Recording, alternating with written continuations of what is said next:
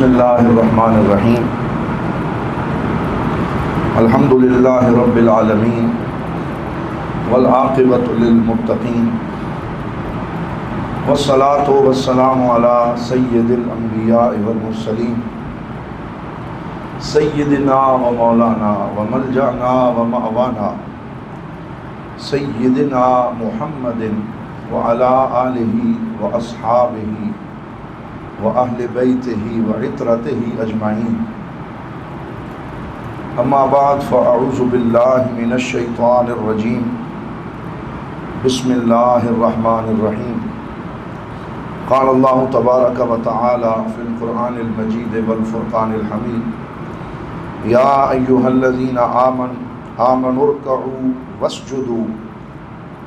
واعبدوا ربکم وافعلوا الخیر لعلکم تفلحون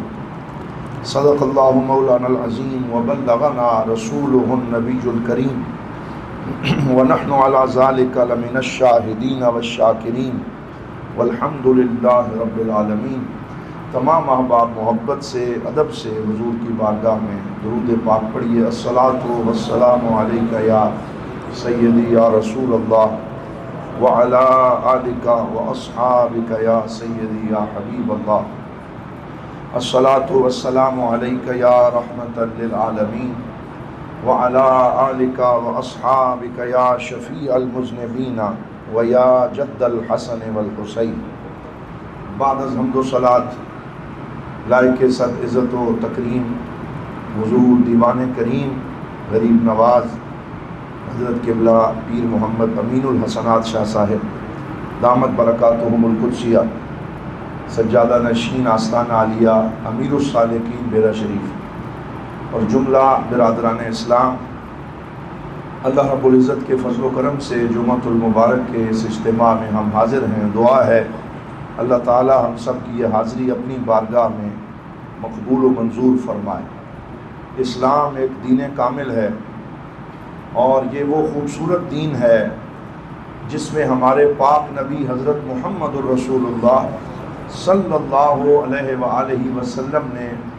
تمام احکام دینیہ اپنی ذات اور اپنی سنت اور سیرت سے عطا فرمائے، ان کا پریکٹیکل بھی عطا فرمایا، اور فرمایا کہ مومن وہ ہے جو صرف اپنے لیے نہ جیے بلکہ دوسروں کے لیے خیر اور برکت کا سبب بنے، بھلائی کا ذریعہ بنے۔ عالم اسلام کے ایک عظیم عالم دین عز الدین بن عبد السلام، جنہیں سلطان العلماء کے لقب سے یاد کیا جاتا ہے اور مصر میں ان کا مزار پرانوار ہے، انہوں نے ایک کتاب لکھی قواعد الاحکام فی مصالح الانام، یہ 2 جلدوں پہ مشتمل ہے، اور اس کتاب کے مقدمے میں فرمایا الشریعۃ کلھا تدور علی قاعدۃ واحدہ، کہ شریعت اسلامیہ کا دار و مدار ایک قاعدے کے اوپر ہے، ایک قاعدے پہ قائم ہے جو مرکزی قاعدہ ہے، اور وہ کیا ہے؟ جلب المصالح و درء المفاسد، کہ مخلوق کے لیے فائدے اور مصلحت کو لے کے آنا اور ہر نقصان دہ اور اس چیز کو دور کرنا جو نقصان کا سبب بنتی ہے۔ شریعت کے جتنے بھی احکامات ہیں ان میں ان قاعدے کو پیش نظر رکھا گیا۔ جتنی چیزوں کو اللہ رب العزت نے حرام فرمایا، وہ شراب ہو، زنا ہو، سود ہو، حقوق الوالدین ہو، شرک باللہ ہو، محرمات ہوں، ان سب کے اندر اس قاعدے کو پیش نظر رکھا گیا کہ مفاسد کو دور کیا جائے، کیونکہ یہ مفسدے ہیں، یہ خرابیاں ہیں، یہ معاشرے کو بگاڑنے والی چیزیں ہیں۔ تو اسلام یہ چاہتا ہے کہ معاشرے میں امن رہے، استحکام رہے، بھائی چارہ رہے، رواداری رہے، اور لوگ آپس میں مل جل کے جئیں، اور ان کے نقصان دینے والی کوئی شے موجود نہ ہو۔ اور جتنے حکم عطا فرمائے، روزہ، زکوٰۃ، نماز، علم، ذکر، صدقات و خیرات، ان میں جلب المصالح کو پیش نظر رکھا کہ چاہے وہ انسان کی ذاتی فائدہ ہو یا معاشرتی فائدہ ہو، جتنے بھی حکم عطا فرمائے اگر ان کو ہم بجا لائیں تو اللہ رب العزت پورے معاشرے کو گل و گلزار بنا دیتا ہے، اور اس میں وہ فوائد عطا فرماتا ہے کہ جو شریعت کے احکامات کی تکمیل سے حاصل ہوتے ہیں۔ آپ فرماتے ہیں کل من کانا نفاعا للخلق، ہر وہ شخص جو مخلوق کو نفع دینے والا ہے، لجلب المنافع ودرء المفاسد فهو الى اللہ اقرب، تو جتنا کوئی مخلوق کے لیے زیادہ نفع بخش ہوگا اتنا ہی وہ اللہ کی بارگاہ کے زیادہ قریب ہوگا اور اسے قرب الہی نصیب ہوتا چلا جائے گا۔ ایک حدیث پاک میں حضور نبی رحمت مل کے کہیں صلی اللہ علیہ وآلہ وسلم نے ارشاد فرمایا احب الناس الی اللہ انفعهم للناس، کہ لوگوں میں اللہ کو سب سے زیادہ محبوب وہ شخص ہے جو لوگوں میں سب سے زیادہ دوسروں کو نفع پہنچانے والا ہے، جس کی شخصیت نفع بخش ہے۔ یکشف عنہم قربہم، جو لوگوں سے تکلیف کو دور کرنا ہے، ویدفع عنہم دینہم، اور لوگوں کے قرض اور ان کی مشکلات کو دور کرنے کے لیے کردار ادا کرتا ہے، ویطرد عنہم جوعہم، اور لوگوں کے بھوک اور افلاس کو ختم کرنے کے لیے وہ ویلفیئر اور بلائی کے کام کرتا ہے۔ پھر حضور نے خود ارشاد فرمایا، اور کتنا بڑا جملہ فرمایا، وَلَأَنْ أَمْشِي مَا أَخِي فِي اللَّهِ لِحَاجَتِهِ،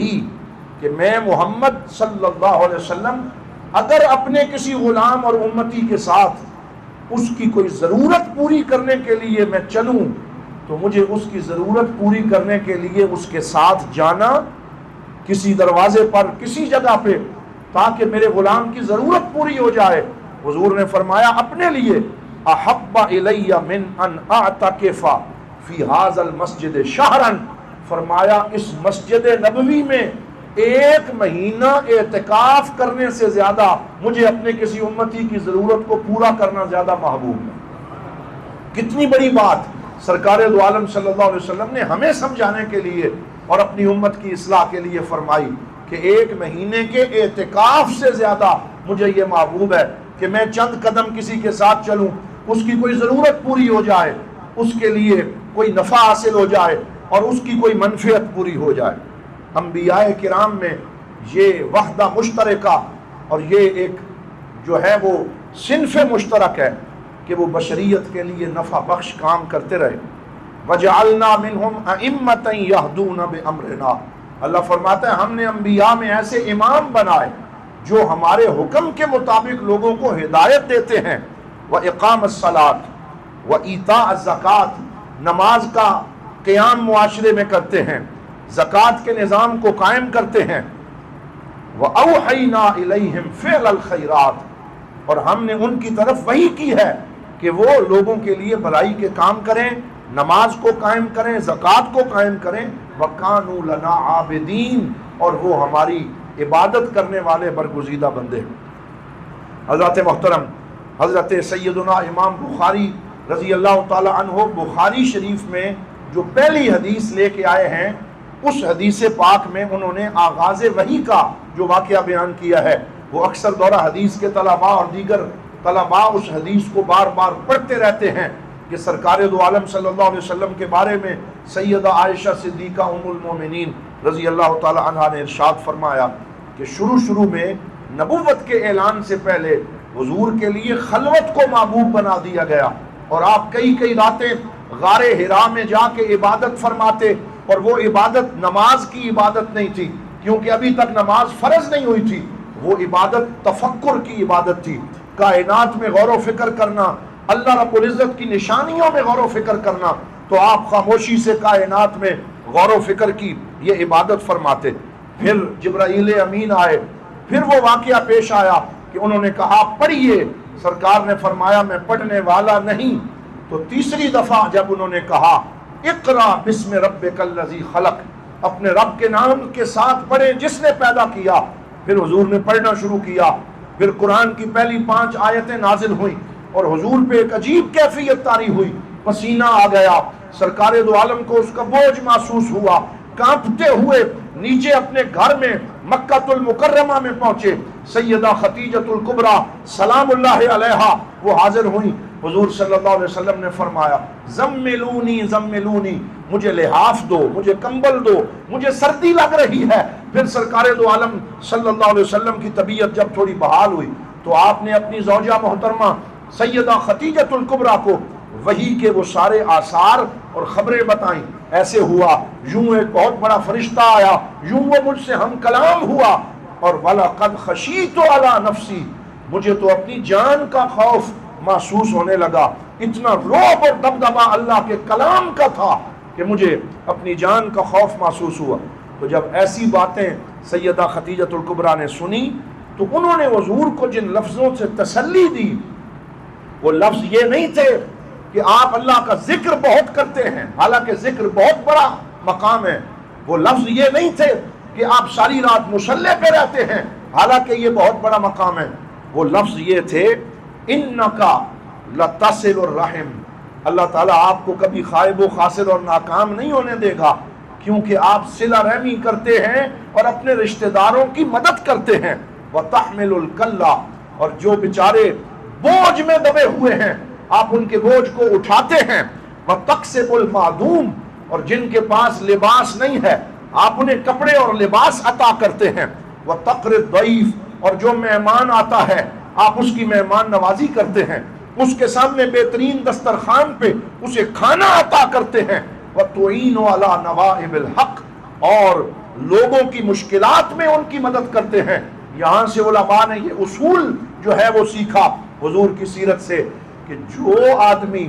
معاشرے میں خیر اور بھلائی کے کاموں میں مشغول رہتا ہے، دوسرے لوگوں کا بھلا چاہتا ہے، ان کے لیے زندگی کی راہیں آسان کرتا رہتا ہے، تو اللہ تعالیٰ اسے دونوں جہانوں میں ناکام نہیں ہونے دیتا، بلکہ اللہ تعالیٰ اسے دونوں جہانوں کی بھلائیاں عطا فرماتا ہے، خیر عطا فرماتا ہے۔ اور یہ سرکار دو عالم صلی اللہ علیہ وآلہ وسلم کی سیرت طیبہ ہے۔ ایک حدیث پاک جسے ابن حبان رضی اللہ تعالیٰ عنہ نے روایت کیا کہ ایک تابعی حضرت ابو ذر غفاری کے پاس حاضر ہوئے جو حضور کے جلیل القدر صحابی ہیں، اور انہیں کہنے لگے دلنی علی عمل اذا عمل العبد بہ دخل الجنہ، اے میرے نبی کے پاک صحابی ابو ذر غفاری، مجھے کوئی ایسا عمل بتائیں کہ اگر ہم وہ عمل کریں تو اللہ ہمیں جنت میں داخل فرمائے، ہمیں جنت کی بشارت مل جائے۔ تو انہوں نے کہا میں خود نہیں بتاتا، آؤ میں تمہیں اپنے کریم آقا کی ایک حدیث سناتا ہوں۔ تو حضرت ابو ذر غفاری فرمانے لگے میں حضور کی بارگاہ میں موجود تھا تو میں نے حضور سے سوال کیا، سألت عن ذلک رسول اللہ، میں نے کہا یا رسول اللہ مجھے کوئی ایسا عمل بتائیں جس سے ہمیں نجات مل جائے، جنت نصیب ہو جائے، اللہ کی رضا حاصل ہو جائے۔ تو حضور نے فرمایا یؤمن باللہ، کہ اگر نجات چاہتے ہو اور جنت چاہتے ہو تو جو اللہ پہ ایمان لاتا ہے اللہ اسے جنت عطا فرماتا۔ تو حضرت ابو ذر غفاری کہتے ہیں میری تسلی نہ ہوئی، میں نے کہا یا رسول اللہ ان مع الایمان عملا، کہ ایمان تو بہت بڑی چیز ہے لیکن ایمان کے لیے کچھ عمل بھی تو ہوگا، وہ عمل کون سا ہے جو ہم کریں تو ہمارا ایمان مقبول ہو جائے اور ہمیں جنت نصیب ہو جائے؟ یعنی انہوں نے مزید سوال کیا تو حضور نے فرمایا یرضخ مما رزقہ اللہ، کہ اللہ پہ ایمان لائے اور جو رزق اللہ نے اسے دیا ہے اس میں دوسروں پہ خرچ کرے، دوسروں کو عطا کرے، دوسروں کی ضرورتیں پوری کرے، وہ یہ کام کرے تو اللہ اسے جنت دے گا۔ حضرت ابو ذر غفاری اس دن بار بار سوال پوچھتے رہے، عرض کرنے لگے یا رسول اللہ کچھ ایسے بھی آپ کے غلام اور امتی ہوں گے جن کے پاس کسی کو دینے کے لیے کچھ نہیں ہوگا،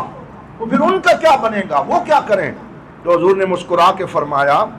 وَإِن كَانَ مُعْدَمًا يَقُولُ مَعْرُوفًا بِلِسَانِهِ، فرمایا اگر وہ جیب سے کچھ نہیں دے سکتا تو اپنی زبان سے قرآن اور حدیث پڑھ کے سناتا رہے اور لوگوں کو اچھی باتیں بتاتا رہے تو اللہ تعالیٰ اس کو بھی صدقے کا ثواب عطا فرمائے، اس کو بھی اللہ تعالیٰ مہربانیاں فرمائے گا، خیر کی بات کرے، لوگوں تک دین پہنچائے، لوگوں کو سرکار دو عالم صلی اللہ علیہ وآلہ وسلم کی احادیث طیبہ سے آگاہ کرتا رہے۔ وَإِن كَانَ عَيِّيًّا لَا يُبَلِّغُ عَنْ لِسَانِهِ، اگر یا رسول اللہ وہ گونگا ہو، بول بھی نہ سکے، یا اس کو کوئی شے یاد نہ رہے، وہ آپ کی کوئی حدیث اور قرآن کی کوئی آیت نہ پہنچا سکے، پھر وہ کیا کرے؟ فرمایا یعین و مغلوباً، پھر کسی مصیبت کے مارے ہوئے کا ہاتھ پکڑ کے اسے مصیبت سے نکالنے کی کوشش کرے۔ ایسے مغلوب الحال شخص کو جسے راستہ سجائی نہیں دے رہا، اسے راستہ دکھا دے، اسے راستے پہ ڈال دے، تو اللہ اس پہ بھی مہربانی فرمائے گا۔ وہ کہتے ہیں رحمت حق بہانہ می جوید، بہانہ می جوید، اللہ کی رحمت کو تو بہانا چاہیے۔ کوئی ایمان لا کے اپنے رزق سے عطا کرے، اس کے اوپر بھی مہربانی۔ کوئی خیر کی باتیں کسی کو سکھائے، اس کے اوپر بھی مہربانی۔ اور اگر وہ بول نہیں سکتا تو وہ کسی مصیبت کے مارے کو راستہ دکھا دے۔ پھر حضرت ابو ذر نے عرض کیا یا رسول اللہ اگر وہ یہ بھی نہ کر سکے تو حضور جلال میں آ گئے، فرمایا ما تريد ان تترك في صاحبك من خیر، اے ابو ذر کیا تو بندے میں کوئی خیر باقی نہیں رہنے دینا چاہتا کہ یہ بھی نہ کر سکے، یہ بھی نہ کر سکے، یہ بھی نہ کر سکے؟ تو آخر میں حضور نے فرمایا اگر اور کچھ نہیں کر سکتا تو جاؤ اسے کہو صرف اتنا کر لے، تمسک العزاء عن الناس، کہ وہ لوگوں سے تکلیف کو دور رکھے، یعنی کسی کو تکلیف نہ پہنچائے، اپنے قول یا عمل سے کسی کا دل نہ دکھائے، بلکہ معاشرے میں خیر کا پیامی بن کے رہے اور اس کی ذات کی وجہ سے کسی کو تکلیف نہ پہنچے۔ تو حضرت سیدنا ابو ذر غفاری نے پوچھا یا رسول اللہ ان چیزوں سے جنت مل جائے گی یا کیا آپ ہمارا دل رکھنے کے لیے فرما رہے ہیں؟ تو حضور صلی اللہ علیہ وسلم نے فرمایا ما من مسلم یفعل خصلۃ من ہؤلاء، جو مسلمان بھی میرے بتائے ہوئے ان کاموں میں سے کسی ایک کام کو لازم پکڑ لیتا ہے الا اخذت بیدہ حتی تدخلہ الجنہ، فرمایا وہ خصلت اور خوبی اس کا بازو پکڑ کے اسے ساتھ جنت میں لے جائے۔ یہ سرکار دو عالم صلی اللہ علیہ وسلم کی حدیث ہے۔ یہ اسلام ہے جو دین رحمت ہے کہ اس میں جو شخص بھی دین متین پہ عمل کر کے لوگوں کے لیے بھلائی اور خیر چاہتا ہے اللہ اس پہ مہربانی کرتا ہے۔ اگر کوئی کسی ایک بندے کا بھلا کرے اس پہ مہربانی ہوتی ہے۔ تو حضرت ضیاء الامت کے مزار پہ اور حضرت امیر السالکین کے مزار پہ اور حضور غازی اسلام کے مزار پرانوار پہ کتنی رحمتیں برس رہی ہوں گی کہ یہ وہ ہستیاں ہیں جنہوں نے اپنی ساری زندگی علم کے چراغ جلانے میں اور لوگوں کو خیر کا راستہ دکھانے میں اور صدقات و خیرات میں اور علماء تیار کرنے میں اور مدارس کو آباد کرنے میں اپنی زندگی گزار دی۔ یہ وہ آستانہ ہے، یہ وہ ہستیاں ہیں جن کی زندگی کا ہر لمحہ خیر میں گزرا، برکت میں گزرا، خیر کے چراغ جلاتے ہوئے گزرا۔ اور آج بھی الحمدللہ علم دین کے چراغ جل رہے ہیں، علماء تیار ہو رہے ہیں، قال اللہ و قال الرسول کی صدائے دل نواز بلند ہو رہی ہے۔ اور بھیرا شریف وہ آستانہ ہے جہاں سے کل بھی حضور کا عشق تقسیم ہو رہا تھا، جہاں سے آج بھی دین کا فیض تقسیم ہو رہا۔ یہ وہ خیر اور خوبی کا مرکز ہے۔ اللہ محترم، ان احادیث پاک کے بعد اپنی گفتگو کے آخری حصے میں میں آج آپ کی خدمت میں یہ خوشخبری بھی عرض کرنا چاہتا ہوں کہ آج 2 دن پہلے اللہ رب العزت نے پاکستان پہ ایک اور مہربانی فرمائی، ایک اور بڑا کرم فرمایا۔ پہلے آپ کو پتا ہے کہ ہم ڈرے ہوئے تھے ہماری فوج پتہ نہیں جنگ لڑ سکے گی یا نہیں، انڈیا ہمارے ساتھ کیا کرے گا، اور ہمیں اپنی ہی فوج پہ اور اپنے ہی اداروں پہ اعتماد اٹھتا جا رہا تھا۔ لیکن 10 مئی کا دن آیا اور ہندوستان اور پاکستان کی جنگ جسے بنیان مرصوص کا نام دیا گیا، اللہ تعالیٰ نے اس جنگ میں 4 گھنٹے کے اندر مسلمانوں کو وہ فتح عطا فرمائی کہ پوری دنیا کے بڑے بڑے ممالک جو ہیں وہ اب پاکستان سے خود رابطہ کر رہے ہیں، آ کے ملاقات کر رہے ہیں، پاکستان سے معاہدے کرنے کے لیے رابطے کر رہے ہیں، اور پاکستان کے وزیر اعظم، پاکستان کے صدر، پاکستان کی عسکری قیادت کو مختلف ممالک میں بلا کے ان کی عزت افزائی ہو رہی۔ یہ عزت افزائی کسی ایک شخص کی نہیں ہے، یہ عزت افزائی کسی وزیر اعظم یا صدر کی نہیں ہے، بلکہ یہ عزت افزائی پورے پاکستان کی عزت ہے۔ اللہ تعالیٰ پورے پاکستان کو یہ عزت عطا فرما رہا ہے۔ اور کل بہت اچھا کسی نے لکھا کہ صرف 4 گھنٹے ہماری فوج نے اخلاص اور محنت کے ساتھ جہاد کیا۔ دیکھو جہاد میں کتنی بڑی برکت ہے، اگر 4 گھنٹے کے جہاد سے اللہ نے دنیا میں ہمیں اتنی عزت دی ہے، اگر ہماری افواج اس جہاد کو جاری رکھیں تو اللہ ہمیں کتنی عزت عطا فرمائے،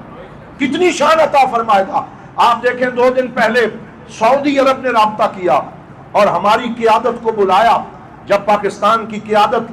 سعودیہ کے آسمان میں، فضا میں داخل ہو رہی تھی تو اپنے طیاروں کے ذریعے بہترین ہوا میں استقبال کیا، پھر وہ کارپٹ بچھائے جو وہ کبھی امریکہ کے صدور کے لیے بچھاتے ہیں،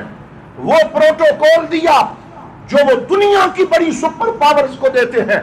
اور پھر ہماری عسکری قیادت کو جا کے یہ جملہ کہا، یہ معاہدہ سائن کیا کہ ہم حرمین شریفین کے خادم پاکستان سے یہ مطالبہ کرتے ہیں کہ آج سے حرمین شریفین کے تحفظ اور دفاع کی ذمہ داری ہم پاکستان کے ذمہ کرتے ہیں۔ یہ پاکستان کے ذمہ کرتے ہیں کہ پاکستان جو پہلے بھی حرمین شریفین کا محافظ ہے، یا رسول اللہ، تو پاکستان جو پہلے بھی حرمین شریفین کا محافظ ہے اور جس کی فوج نے پہلے جب بھی بلاوا آیا تو سعودی عرب میں جا کے بہترین خدمات سر انجام دی ہیں، اور وہاں پہلے بھی ہماری عسکری قیادت کے لوگ موجود ہیں، لیکن اس دفعہ جو معاہدہ سائن کیا گیا اس میں یہ جملہ لکھا گیا، سعودی عرب پہ حملہ، پاکستان پہ حملہ، پاکستان پہ حملہ، سعودی عرب پہ حملہ تصور ہوگا۔ اور انہوں نے ملک عزیز پاکستان کی سالمیت کو، قیادت کو، ایٹمی قوت کو نہ صرف تسلیم کیا بلکہ برابری کی سطح کا معاہدہ کیا۔ میں سمجھتا ہوں اللہ رب العزت نے ہمارے ملک کو جو عزت عطا فرمائی ہے، ہم سب کو اس پہ سجدہ شکر ادا کرنا چاہیے، نوافل پڑھنے چاہیے، اللہ رب العزت کی بارگاہ میں یہ دعا کرنی چاہیے، یا اللہ تیرا شکر ہے کہ ہم کمزور لوگ ہیں، غافل ہیں، کتنی غلطیاں ہم سے سرزد ہوتی ہیں، لیکن یا اللہ تو نے اپنے کرم سے ہماری لاج رکھی ہے، ہمارا بھرم اور شرم رکھا ہے۔ یا اللہ حرمین شریفین کے دفاع کی جو ذمہ داری عطا کی ہے، دعا کریں یا اللہ ہمیں یہ پوری کرنے کی بھی توفیق عطا فرما، پوری قوم افواج پاکستان کے شانہ بشانہ کھڑی ہو جائے، ہر طرح کے اختلاف کو ختم کیا جائے اور یکجان ہو کے پاکستان اب آگے بڑھ رہا ہے۔ اور وہ جو صوفی برکت علی لدھیانوی ایک جملہ کہا کرتے تھے، وہ اللہ کا فقیر اور درویش بندہ جن کے حضرت ضیاء الامت سے محبت کے تعلق تھے، آج بھی انٹرنیٹ پہ ان کا وہ ویڈیو کلپ اور جملہ موجود ہے۔ وہ اسماء اللہ الحسنہ کا ورد کرنے والا صوفی برکت علی لدھیانوی کہتے کہ لوگوں ایک وہ دن آئے گا جب پاکستان کی ہاں یا نہ میں پوری قوموں کے فیصلے ہوں گے اور دنیا کے بڑے ممالک کے فیصلے پاکستان کرے گا، اسے قیادت نصیب ہوگی۔ اور ساتھ وہ کہتے اگر وہ دن نہ آیا تو تم آ کے میری قبر پہ لات مارنا۔ کتنا سخت جملہ کہتے کہ وہ وقت آئے گا، اور اللہ نے اپنے بندوں کو یہ بتایا تھا یہ پاکستان اللہ کا نور ہے اور نور کو زوال نہیں ہے۔ ہماری ذمہ داری یہ بنتی ہے ہم اپنی افواج پاکستان، اپنی قیادت کے ساتھ ہر طرح کا شک و شبہ، سیاسی اختلاف کو بالائے طاق رکھتے ہوئے جب ایسے قومی موقع آئیں تو پھر ان کے ساتھ کھڑے بھی ہوا کریں، نعرے بھی بلند کیا کریں، ان کا حوصلہ اور ہمت جو ہے وہ بھی بڑھایا کریں۔ کتنے وہ بد نصیب لوگ ہیں کہ جب اللہ ہمیں عزت دیتا ہے تو وہ جیسے کوئی نے کہا کہ ڈنگا اڑدا سی پیا، اور اس کو اڑنے کا پتہ نہیں ہے، یعنی جب یہ دیکھا کہ اپنا اختلاف ہے تو پھر نہ مانا۔ آج بھی کچھ لوگ ملک عزیز پاکستان کے شہری ہونے کے باوجود اس عزت کو تسلیم کرنے میں وہ لیت و لال سے کام لے رہے ہیں۔ تو میں آپ سے یہ کہوں گا آؤ ذرا وہی نعرہ بلند کریں جو نعرہ ہمیں حضور دیوان کریم نے سکھایا، جو نعرہ ہمیں ہمارے پیر صاحب نے سکھایا۔ سب یک آواز ہو کے کہیں صدا سلامت پاکستان، کہیں تا قیامت پاکستان، صدا سلامت پاکستان،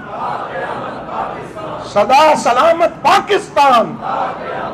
اللہ تعالی ہمارے ملک کو مزید عزت عطا فرمائے، ہماری افواج کو مزید حوصلہ عطا فرمائے، اور پاکستان اسی طرح ترقی کی منزلیں طے کرتا رہے۔ وآخر دعوانا ان الحمد للہ رب العالمین۔